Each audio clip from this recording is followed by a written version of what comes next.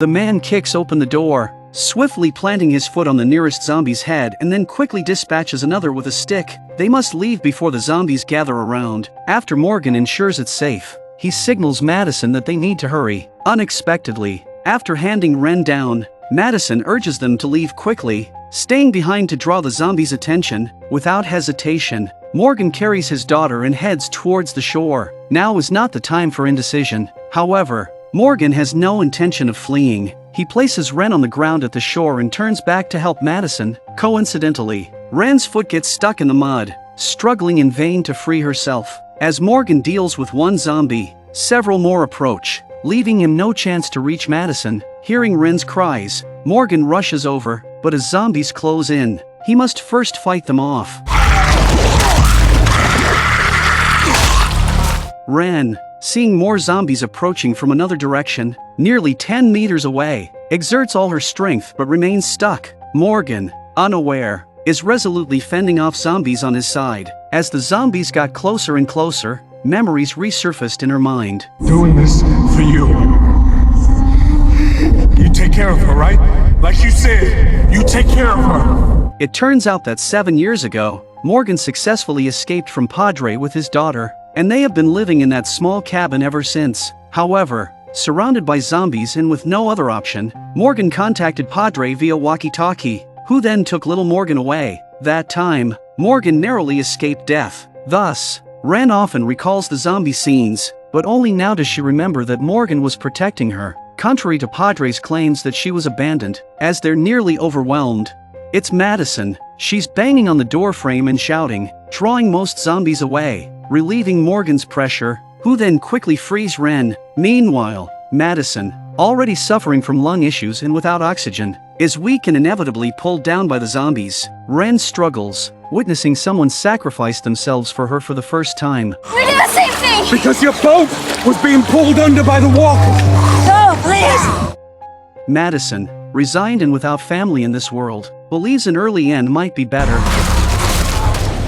Suddenly, gunshots ring out as a speedboat rushes in, killing the zombies close to Madison with its superior marksmanship. It was Grace, who overheard the conversation on the walkie-talkie, rushed here as fast as possible. Noticing Ren, Grace is momentarily stunned. In the end, they escape to safety. Half an hour later, they find a safe spot to rest. Morgan and his wife feel downcast, unsure how to face the child they haven't raised. Madison breaks the silence, asking if Grace has also joined Padre. Grace doesn't deny it but clarifies she's not a collector. Instead, she's responsible for maintaining the area's radio equipment for Padre. Madison is disheartened, wondering why everyone is jumping into the fire. Ren, beside her, didn't bring up going back to Padre again, because she recognized the voice of Grace as the one from the recorder, the same one she heard in her cradle as a child. That voice belonged to her mother, but Grace didn't show the concern a mother should. Instead, she urged Ren to forget these matters. If their relationship became too close,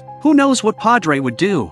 Yet, Ren expressed her desire not to return to the small island. She wanted her parents to take her somewhere else to live. She had understood that Morgan wasn't trading children for food as Padre had told her, but 7 years ago, her father had given her a way out of necessity to keep himself alive. And when Grace had saved them, Ren felt the protection of her parents for the first time. Before Ren could finish, Morgan sternly reprimanded, "Don't you see what happened today? How can you grow up safely with us?"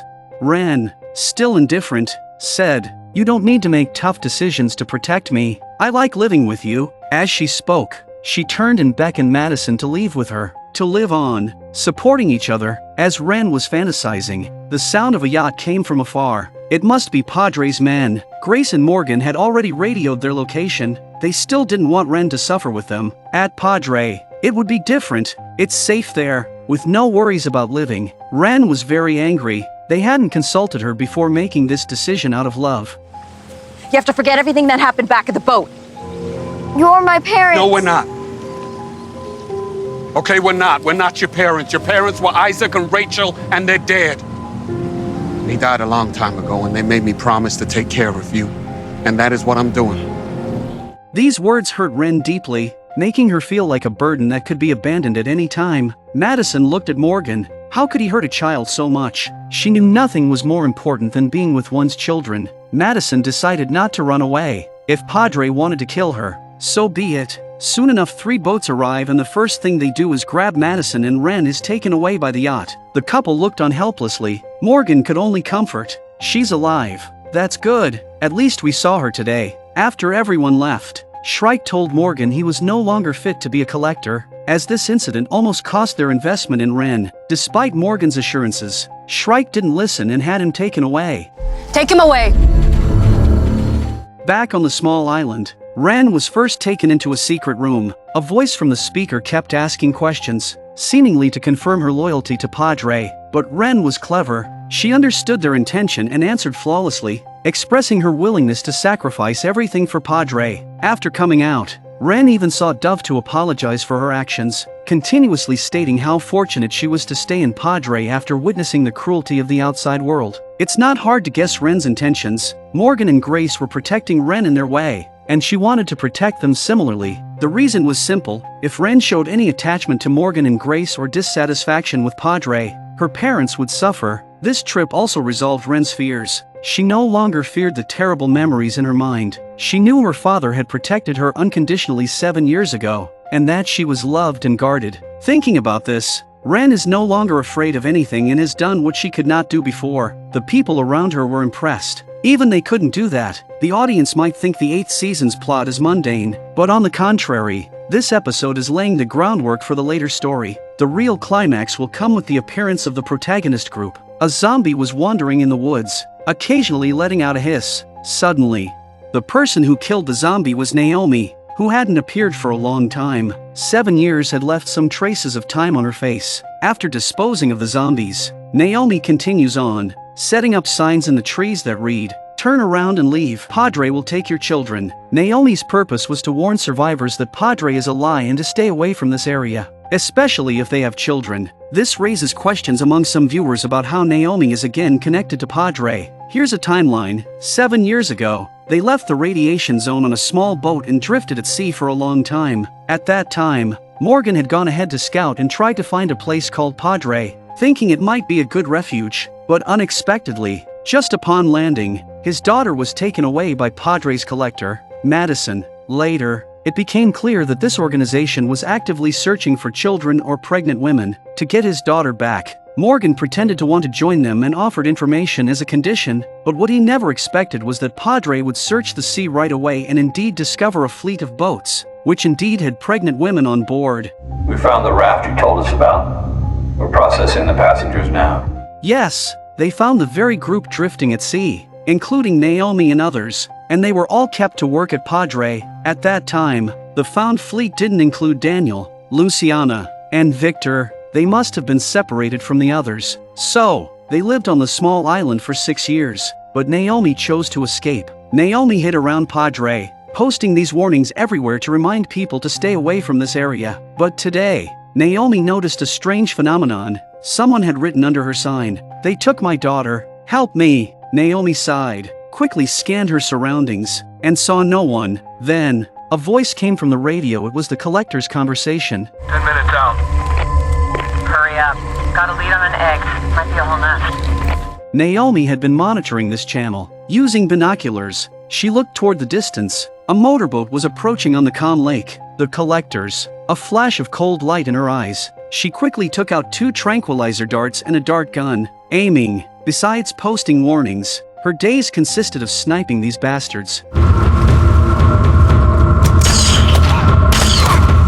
True to her reputation as sharpshooter John's wife, she easily handled them with just 2 shots. The 2 collectors weren't dead, just tranquilized. Naomi dragged their boat ashore and then removed the syringes. She tied back her loose hair and took out a set of tools. Placing one collector's hand on the edge of the boat, she applied alcohol at the base and injected an anesthetic. Many may have forgotten that Naomi was once a very outstanding nurse. Next, a tourniquet was placed on the collector's finger to stop the blood flow.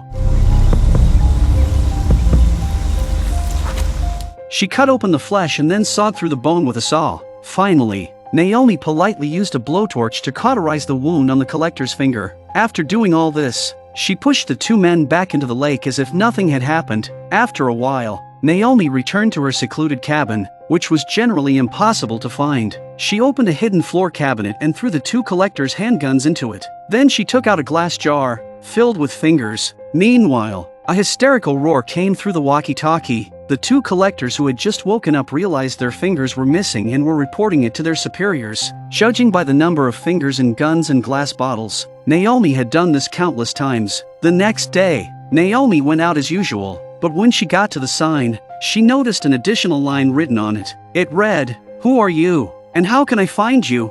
Naomi instantly became tense and scanned her surroundings, but she saw no one. Soon, the walkie-talkie buzzed again. The collectors had found another child and were preparing to seize them. Naomi didn't linger and hurried towards the location the collectors had mentioned.